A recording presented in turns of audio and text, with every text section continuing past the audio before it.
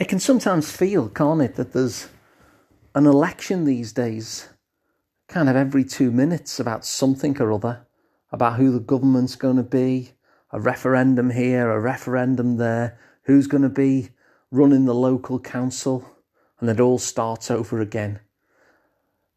And so it might seem that way, that there's an election going on every 2 minutes out in the real world, and obviously they're a little bit further apart from that, but in our own lives there really are elections going on pretty much every few minutes, certainly many times a day. And that election is actually about ourselves. And not only is the election about ourselves, but we are the only electorate, we're the only voter in town. And what I mean by that is a phrase that I read by a guy named James Clear, who wrote a book called Atomic Habits, which is a really good book, by the way. But one of the lines in that book that really stood out to me was this one. He said, every decision and every action that we take is a vote for the person that we want to become. So I'll say that again. Every action that we take is a vote for the person that we want to become. And so whenever we take any decision, whenever we take any action, whenever we're stood at a crossroads and go one way or the other, that is a vote in an election about us. That is a vote for the person we want to become. And so all the candidates in that election are for the various versions of ourselves that we could become. And so it's an interesting and quite empowering idea, isn't it? Who is the person that we're going to get a little bit later, or maybe tomorrow, or maybe 5 years down the line, if we keep on taking this particular action? And who is the person that we will get? What version of us will we become if we keep on taking that other action instead? And so it's an interesting idea, isn't it, that when we're making actions and when we're making decisions, that we're actually casting a vote. We're casting a vote for a version of ourselves that we're going to become based on the vote we cast. And so if we have an idea in mind of who it is we do want to become, it allows us to cast that vote a bit more wisely.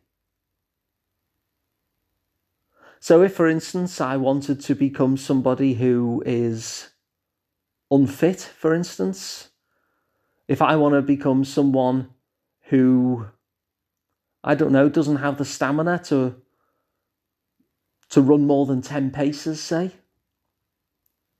then one of the things I can do is I can vote to not go out for that jog, for instance.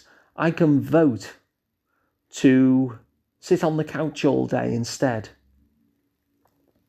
And that's fine. That's not a, we all like to do that from time to time. But it's interesting, isn't it? Because if we get that idea in our head that we want to be someone who is healthy and fit, then the votes we cast are going to either bring us away from that or move us towards it. Whereas if we decide to go out for the jog anyway, even though it might be raining or even though we can't be bothered really, then we're actually casting a vote for that fitter version of ourselves in the future. We're casting a vote for the version of ourselves who in half an hour's time is going to be dripping with endorphins and feel-good chemicals. And I'm using that as an example just because it's a really easy one. But it happens a lot, doesn't it? When the action that we take is actually a little mini election and the candidates are the various versions of us that we could become. Once we know that, we can get a real handle on which candidate we want to win. What is the version of ourselves that we want to become? Who do we want to be? Who, in terms of our own personal development, when we look at ourselves, say, I don't know, in a year's time, 2 years' time, 5 years' time? What is the version of ourselves that we want to grow into, that we want to become more of?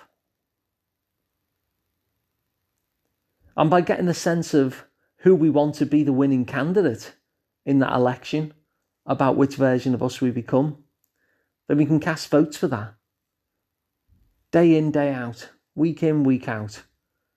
Casting more votes for that person than we do for the versions of ourselves that we'd rather not become.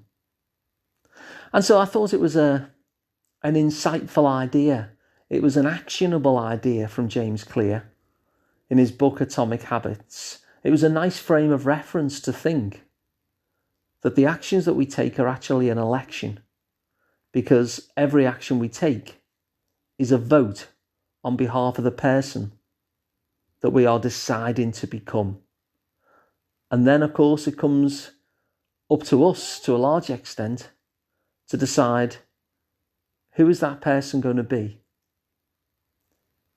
And that person that we want to be, what are the actions that would vote for that person that ensures that that version of ourselves turns out to be the winner? So if this idea is useful to you, then please feel free to share it. You can also subscribe or even rate us on Apple Podcasts.